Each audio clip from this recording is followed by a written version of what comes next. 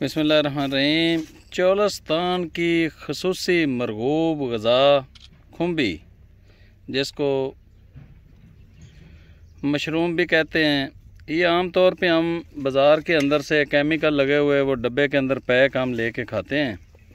लेकिन जो ये खुम्बी है ये फार्मी नहीं है, ये तो कुदरती है और इसका जायका भी बहुत अच्छा है और ताकत के लिहाज से भी ये अच्छी है। तो आज जी अल्लाह ने फिर मुझे ये जो है ना वो खाने का मौका देगा इंशाल्लाह।